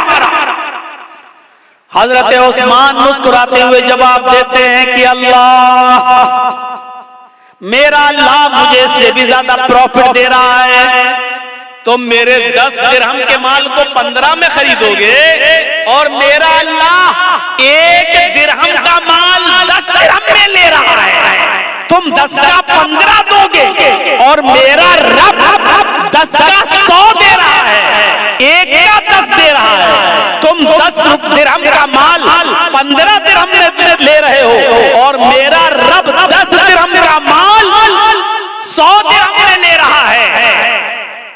यानी हम ये सारा का सारा माल 1000 गल्ले से लदे हुए उन ऊंटों पर जो माल लदा हुआ, गल्ला लदा हुआ इन ऊंटों पर हम ये सारा का सारा सदका करेंगे, खैरात करेंगे, अल्लाह की राह में खर्च कर देंगे, गरीबों और मिस्कीनों तक पहुंचाएंगे। और मेरा रब 1 दिरहम का माल का सवाब मुझे 10 गुना देगा, 10 गुना देगा।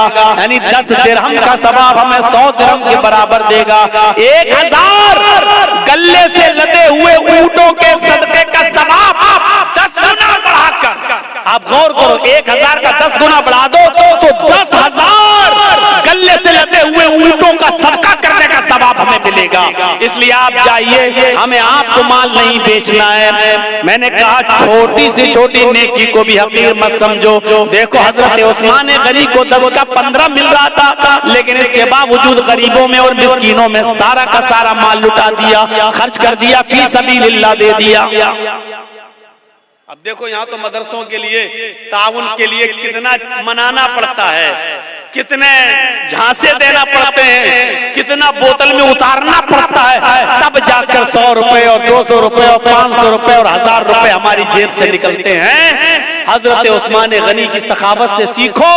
1000 गल्ले से लदे हुए ऊंट, ये भी लेकर चलो, एक ऊंट का माल हम खर्च कर देते हैं अल्लाह की राह में, नहीं, पूरा का पूरा 1000 ऊंट गल्ले से लदे हुए सबका सब खर्च कर दिया और सबका सब सदका और खैरात कर दिया। ये जज्बा था, ये जज्बा था हजरत उस्मान गनी का। छोटी से छोटी नेकी को भी हकीर मत समझो।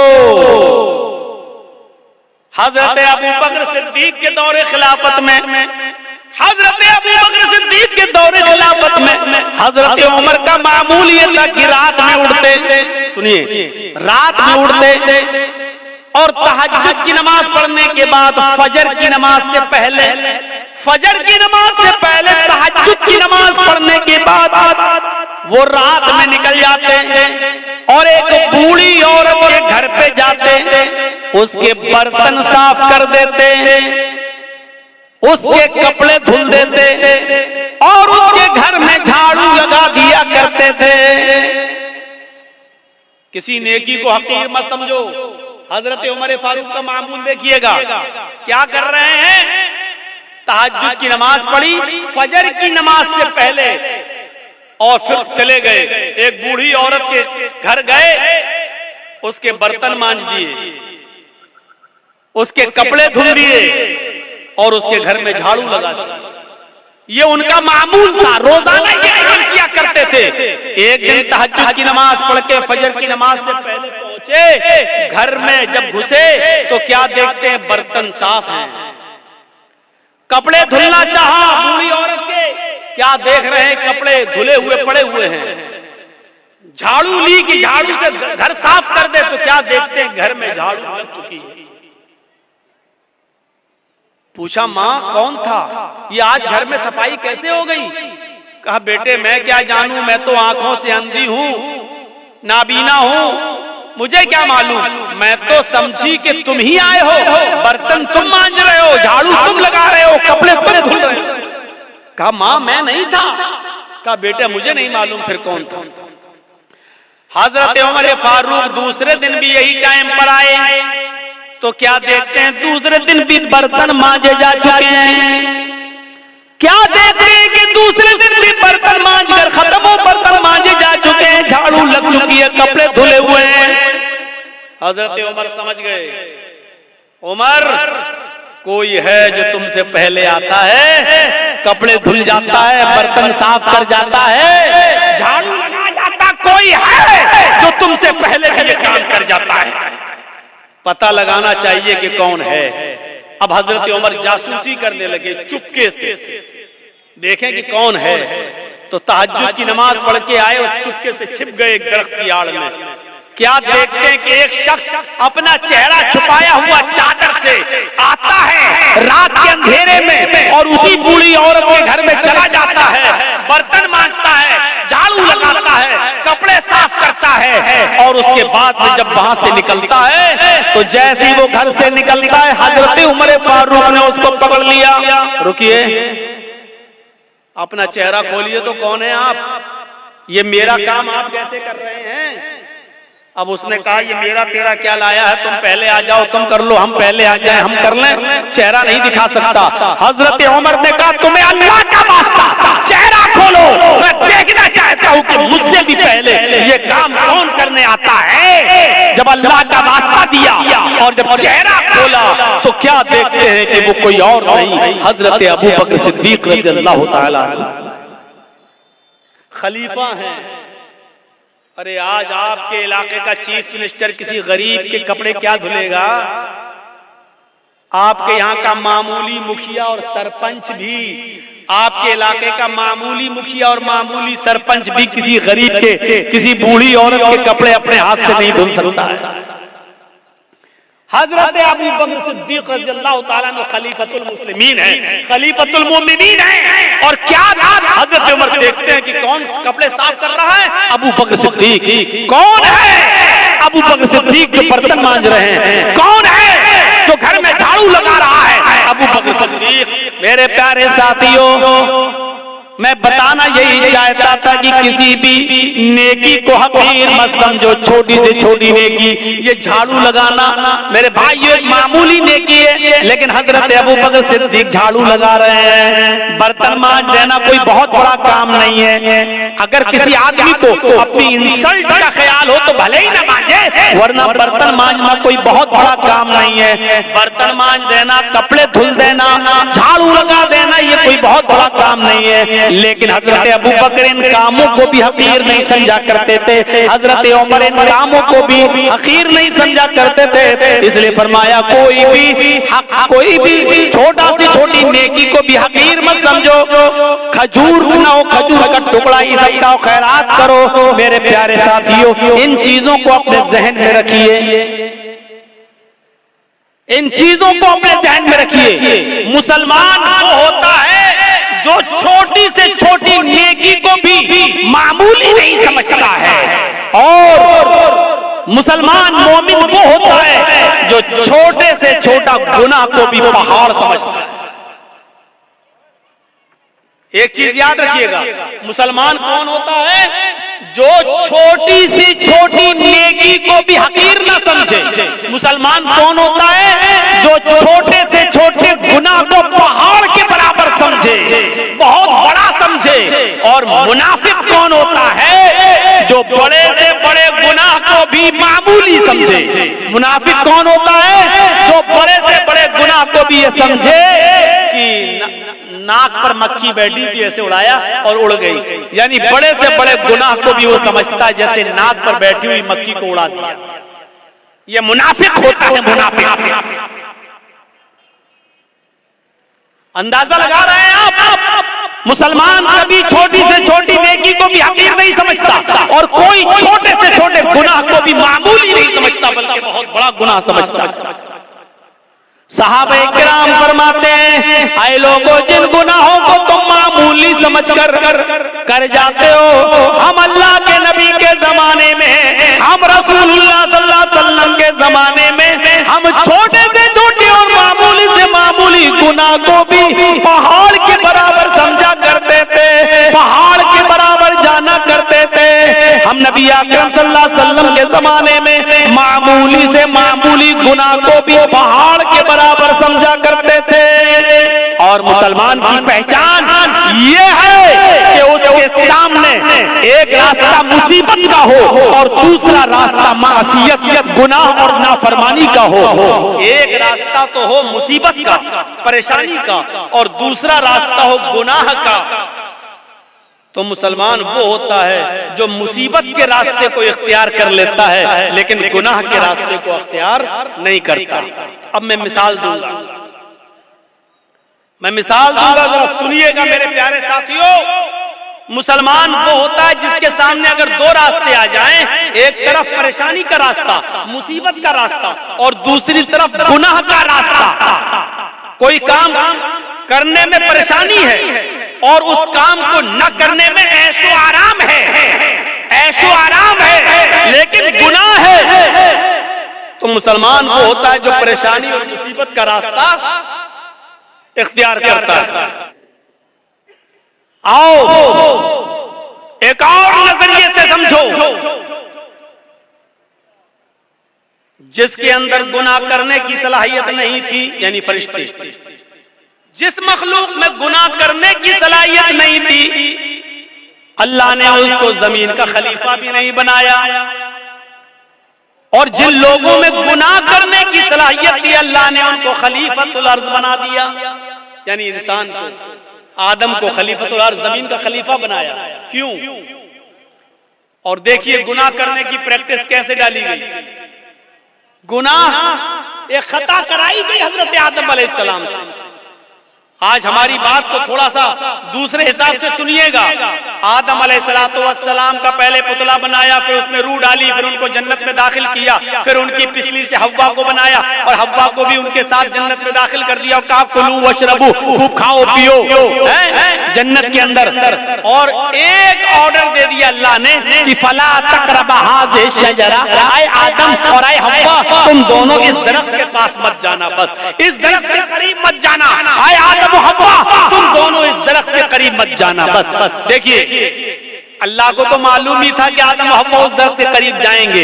अल्लाह ने तो पहला इंतजाम ही कर लिया था, दुनिया रचाना थी, दुनिया बसाना थी, इसलिए अल्लाह के इल्म में पहले ही था।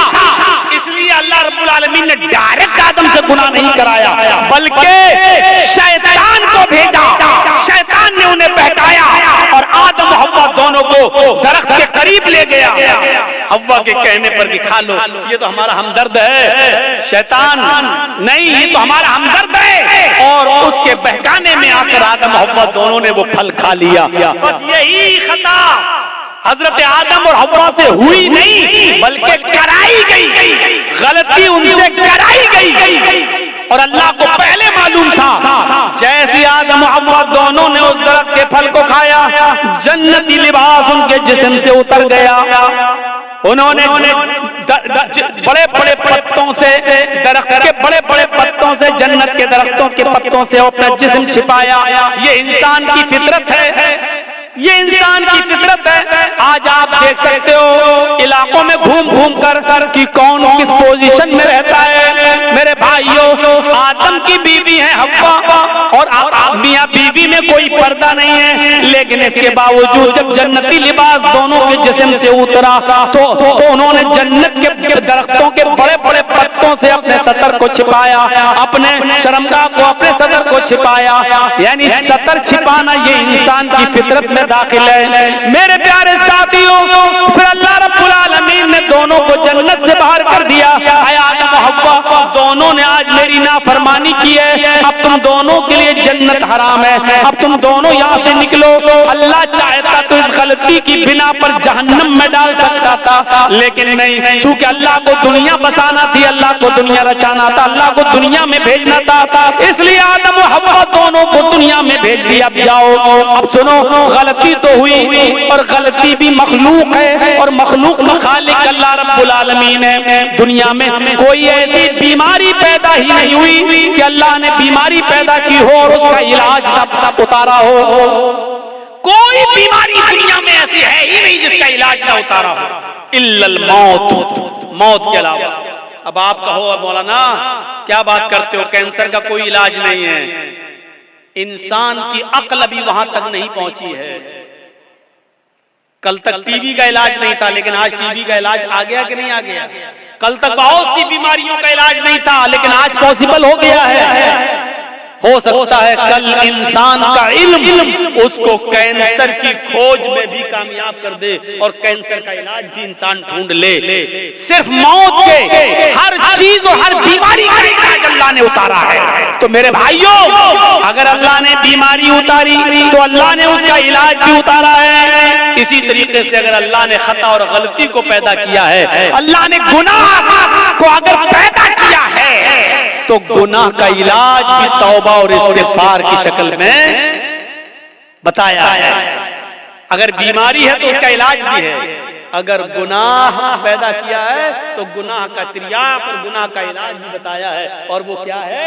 तौबा और इस्तिग़फ़ार। इसीलिए आदम और हव्वा दोनों को जब जन्नत से भेज दिया गया दुनिया में, तो आदम और हव्वा से जब ये खता हुई तो आदम हव्वा ने अपनी इस खता का, अपनी इस बीमारी का, अपनी इस गुनाह का और इस गलती का इकरार भी किया और इसका इलाज इस तरीके से किया।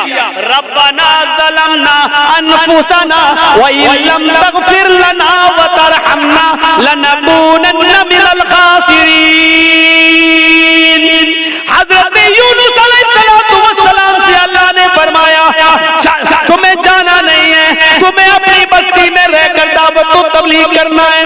यूनुस नहीं माने, अल्लाह की मर्जी के बगैर, अल्लाह के हुक्म के बगैर चल दिए। एक खता की, एक गलती की, अल्लाह ने उनको समंदर में कश्ती में उसे पलटवा दिया, मछली ने उनको निकल लिया। यूनुस अलैहिस्सलाम से खता हुई, यूनुस अलैहिस्सलाम से गलती हुई, अल्लाह का हुक्म नहीं माना।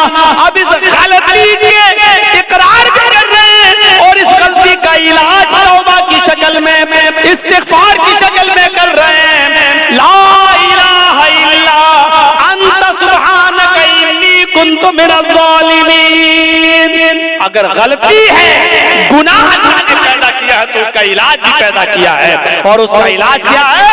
तौबा और इस्तिग़फ़ार। हज़रत आदम से गलती हुई, जन्नत से निकाले गए और दुनिया में आए तो क्या कहा?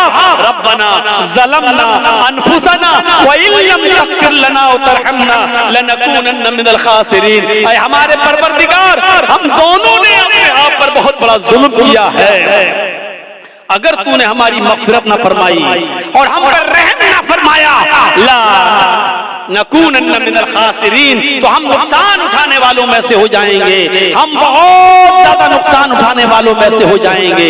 और इसी वजह से देखिए, आप देखिए कैसा जवाब, तुर्की बतुर्की जवाब। इधर अल्लाह रब्बुल आलमीन शैतान को भी भगा रहा है, रामदेव दरगाह कर रहा है। आए शैतान, आए इब्लीस, हमने कहा था आदम को सजदा कर, फसजदू इल्ला इब्लीस। सारे फरिश्तों ने आदम को सजदा किया सिवाय इब्लीस के। अब इनकार कर दिया, वस्तकबरा और तकब्बुर में आ गया।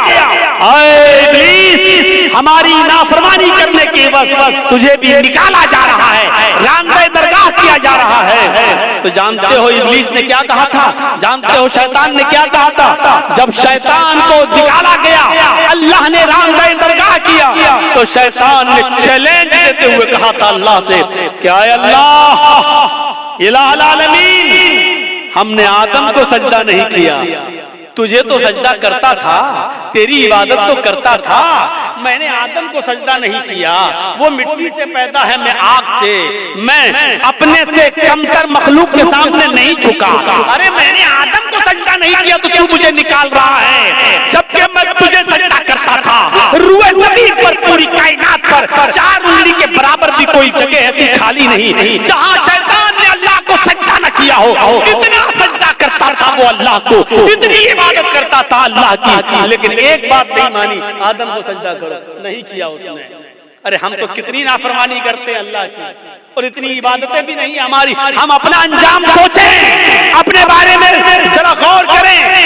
शैतान ने तो चप्पे चप्पे पर सजदा किया था, 4 उंगली के बराबर भी कोई जगह ऐसी नहीं जहाँ शैतान ने सजदा न किया हो, हर जगह सजदा। लेकिन अल्लाह ने कहा आदम को सजदा करो, नहीं मानी उसकी बात। नहीं अल्लाह, मैं मिट्टी से, आग से, और वो मिट्टी से, आग मिट्टी के सामने झुकेगी। अल्लाह ने कहा निकलो, और जब निकाला गया तो क्या कहा उसने चैलेंज देते हुए, कसम है मुझे अपने तकब्बुर की, आए अल्लाह इलाहुल आलमीन, आदम की वजह से तू मुझे निकाल रहा है ना, आदम की वजह से तू मुझे निकाल रहा है ना, मैं आखिरी सांस तक तेरे बंदे आदम और आदम की औलाद से गुनाह के काम कराता रहूंगा, दुनिया में भी मैं उनसे गुनाह के काम कराता रहूंगा। हम तेरे बंदे आदम से और आदम की औलाद से आखिरी सांस तक उनसे गलत काम कराता रहूंगा और उनको गुनाहों की दलदल में डालकर आखिरी सांस तक उनसे गुनाह के काम कराकर उनको आखिरी दम तक उनसे गुनाह कराता रहूंगा और उसी गुनाह पर उनको वो मौत आएगी और अपने साथ लेकर हम उनको जहन्नम में जाएंगे।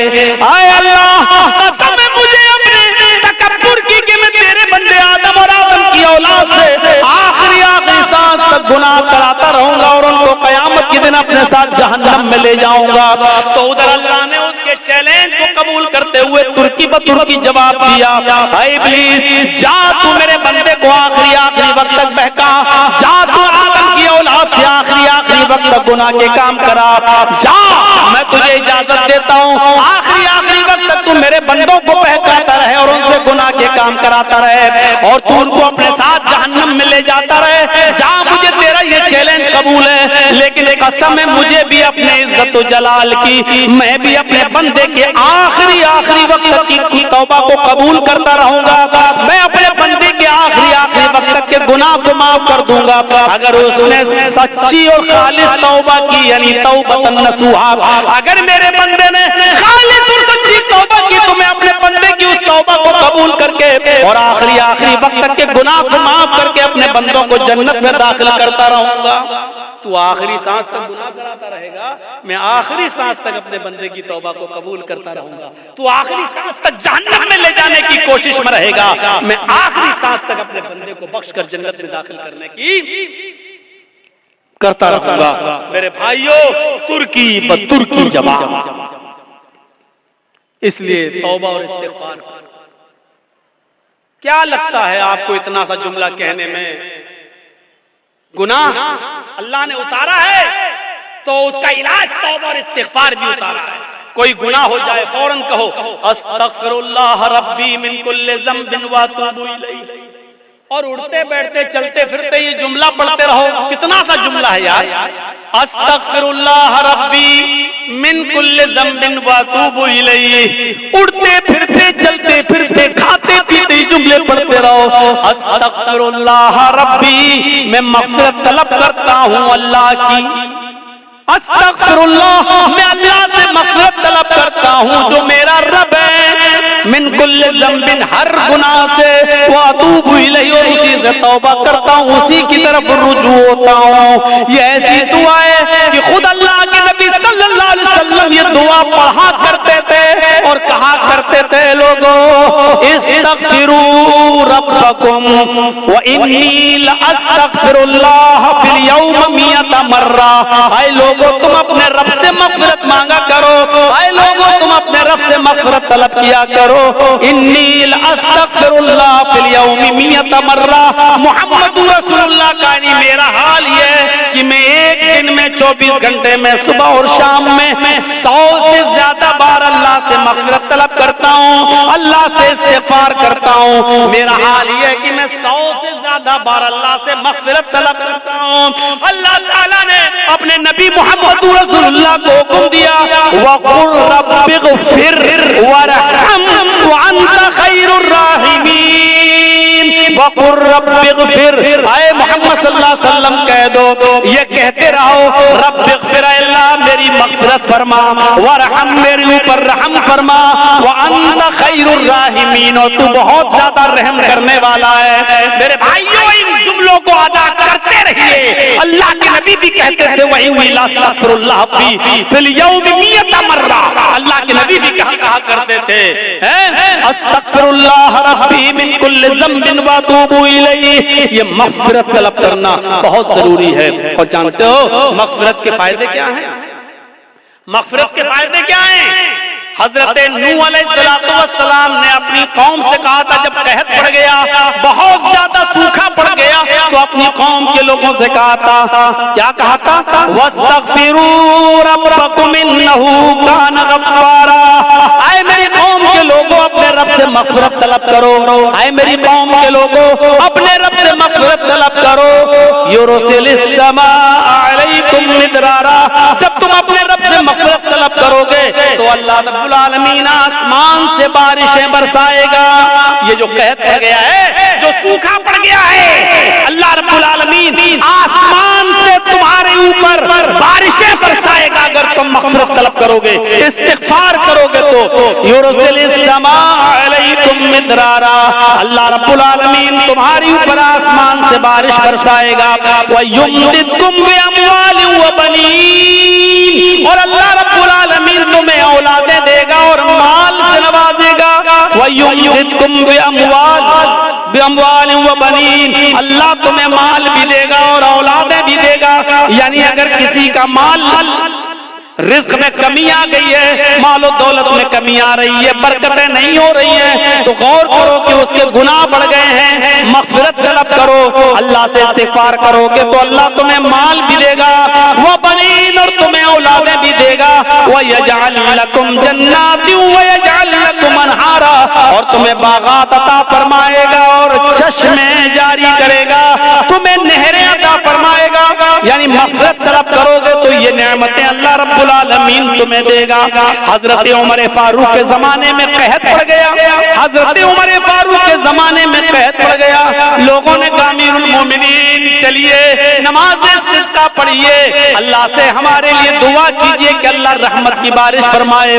सूखा पड़ा हुआ है, बच्चे भूखे मरने लगे, हालात बहुत खराब हैं, आए अमीरुल मोमिनीन जंगल की तरफ निकलिए और अल्लाह से बारिश तलब कीजिए, नमाज इस्तिस्का पढ़िए। अल्लाह हजरत उमर फारूक रज़ियल्लाहु ताला अन्हु तमाम लोगों को लेकर निकले, तमाम लोगों को लेकर जंगल में निकले, नमाज इस्तिस्का पढ़ी और सिर्फ आसमान पर हाथ बुलंद करके इतना फरमाया, नस्तगफिरुल्लाह नस्तगफिरुल्लाह, अल्लाह हम सब इस्तिग़फ़ार करने आए हैं, हम सब मग़फ़िरत तलब करने आए हैं। हजरत उमर ने ये नहीं कहा अल्लाह तू मेरे ऊपर रहमत की बारिश फरमा, ये नहीं कहा कि अल्लाह तू हमारे ऊपर रहमत की बरखा फरमा, एक कतरा पानी का नहीं मांगा। हजरत उमर ने सिर्फ ये कहा अल्लाह मेरी मग़फ़िरत फरमा, हमारे साथ जितने लोग आए हैं अल्लाह इन सबकी मग़फ़िरत फरमा दे, अल्लाह हमारे गुनाहों को बख्श दे, अल्लाह हमारी मग़फ़िरत फरमा दे। इतनी दुआ मांगी और लौट के वापस चले आए। जब अपने घर पे आए तो तमाम लोगों ने घर घेर लिया। हजरत उमर बाहर निकले, लोगों ने कहा अमीरुल मोमिनीन ये क्या हो गया आपको, आप जंगल में हम सबको लेकर निकले, हमने सोचा नमाज इस्तिस्का के बाद आप अल्लाह से दुआ करेंगे कि अल्लाह हमारे ऊपर रहमत की बारिश फरमाए। आपने बारिश के लिए एक लफ्ज भी अल्लाह से नहीं मांगा, आपने एक कतरा पानी भी अल्लाह से दुआ नहीं की और आप मग़फ़िरत की दुआ करके चले आए। फरमाया ऐ लोगों क्या तुमने ये नहीं पढ़ा, वस्तग़फ़िरू रब्बकुम इन्नहु कान गफ़्फ़ारा, अपने रब से मग़फ़िरत तलब करो, वो बहुत ही ज्यादा बख्शने वाला है। युरसिलिस समाअ अलैकुम मिदरारा, जब मग़फ़िरत तलब करोगे तो अल्लाह आसमानों से मूसलाधार बारिश बरसाएगा। लोगों मैंने बारिश नहीं मांगी है, लेकिन बारिश जिन जिन गुनाहों की वजह से रुकती है, मैंने मग़फ़िरत की दुआ करके मग़फ़िरत तलब करके आसमान के उन दरवाजों को झंझोड़ दिया है, आसमान के उन दरवाजों में सुराख कर दिया है, आसमान के उन दरवाजों में छेद कर दिए हैं जहां से बारिश आती है। हमने मग़फ़िरत तलब करके आसमान के दरवाजों को हिला दिया है, इंतजार करो इंशाअल्लाह बारिश के कतरे आने वाले हैं। एक दिन गुजरा था कि फिर मूसलाधार बारिश होती है। मेरे भाइयों जिन जिन गुनाहों की वजह से बारिश रुकती है और बारिश जब ना हुआ करे तो समझ जाओ कि हमारे गुनाहों की वजह से बारिश रुकी हुई है।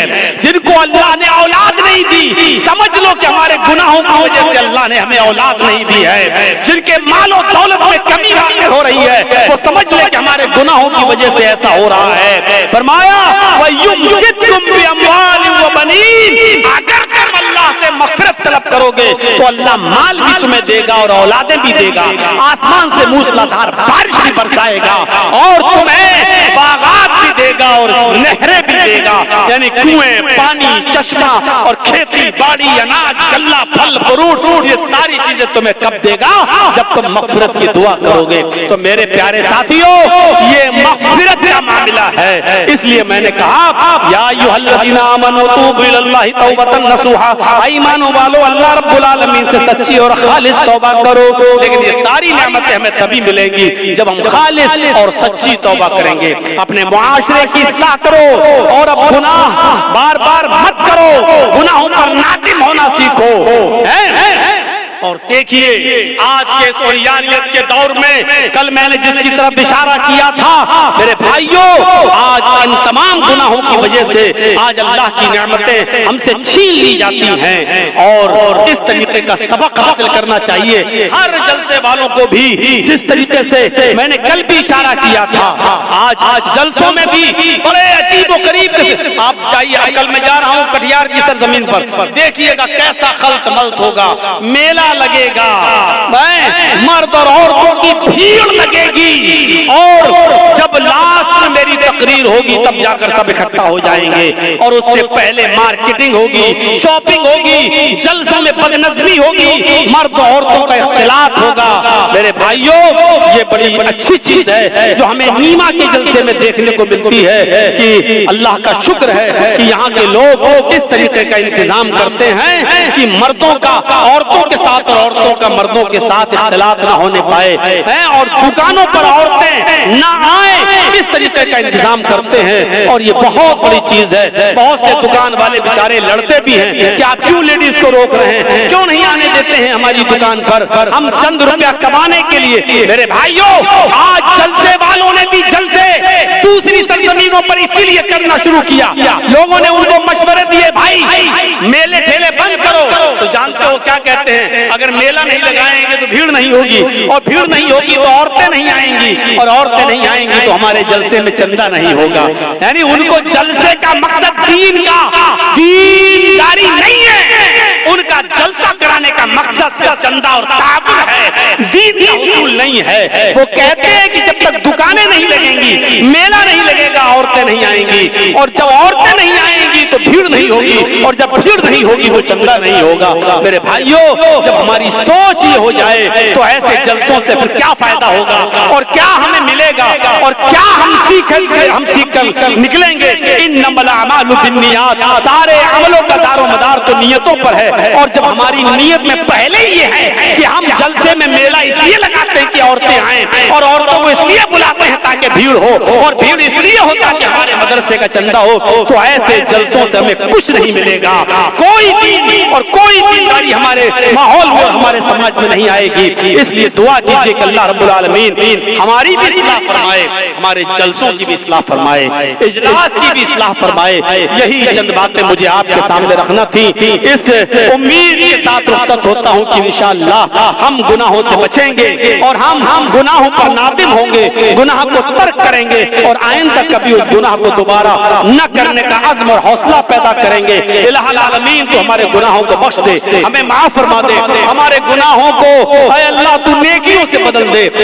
इलाहुल आलमीन जब तक तू हमें जिंदा रख, इस्लाम पर जिंदा रखना और जब हमारा खात्मा हो तो ईमान पर हमारा खात्मा फरमाना। वमा अलैना इल्लल बलागुल मुबीन व आखिरु दअवाना अल्हम्दुलिल्लाहि रब्बिल आलमीन। अस्सलामु अलैकुम व रहमतुल्लाहि व बरकातुहू। आप लोग बना तो रहे हैं वीडियो, लेकिन किसी का भी अगर हमने थंबनेल गलत देख लिया लड़की बनाते हुए मेरे फोटो के साथ, तो उस चैनल का नाम लेकर उसको यहाँ से हम हटाएंगे आइंदा। तो ये याद रखिएगा, इस वक्त कुंभ वाला मेला चल रहा है और बहुत ज्यादा इस वक्त यूपी के हालात अच्छे नहीं हैं, लिहाजा अपनी कमाई हासिल करने के लिए किसी दूसरे को मुसीबत में डालना यह आपके लिए अच्छा नहीं होगा। मजबूरी है हमारी, सब पर हमारी नजर है। जिस चैनल पर हमें ऑब्जेक्शन होगा उस चैनल को आप ही लोगों के जरिए हटवाएंगे और हम लगने नहीं देंगे।